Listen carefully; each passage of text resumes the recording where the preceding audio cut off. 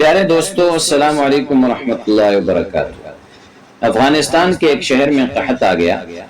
یہاں ایک آل رسول صلی اللہ علیہ وسلم کا خاندان تھا جو فوت ہو گیا اور بچے یتیم ہو گئے، تو انہوں نے قحط کی وجہ سے شہر کو چھوڑا۔ ایک جوان عورت سمرقند پہنچی، ایک مسجد میں بچوں کو بٹھایا۔ جو سمرقند کا والی تھا اس کے پاس پہنچی، کہا کہ میں آل رسول سے ہوں، میرے ساتھ یہ قصہ ہوا، مجھے پناہ چاہیے، مجھے کھانا بھی چاہیے۔ تو کہنے لگا کہ تم گواہ پیش کرو کہ میں آل رسول سے ہوں۔ کہا میں پردیسی ہوں، میرا گواہ کہاں سے آئے گا؟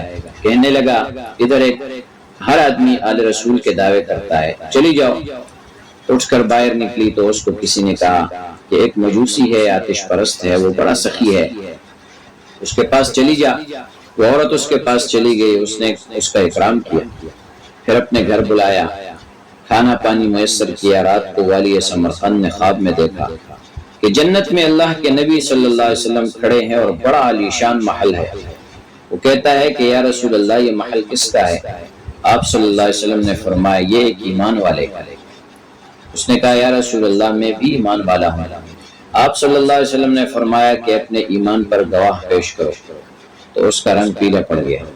آپ صلی اللہ علیہ وسلم نے فرمایا کہ میری بیٹی تیرے پاس آئی تھی اور تو اس سے گواہیاں مانگنے لگا کہ گواہ پیش کر۔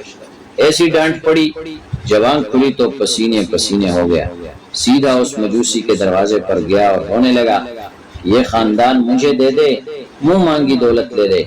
کہا این سعادت بزور بازو نیست، یہ نعمت مجھے دی ہے، میں تمہیں کیسے دوں؟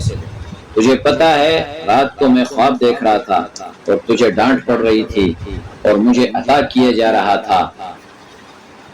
میں ایمان لا چکا ہوں، میں مسلمان ہو چکا ہوں، وہ محل تیرے نام سے کٹ کر میرے نام لگا دیا، میں یہ گھر تجھے کیسے دے دوں؟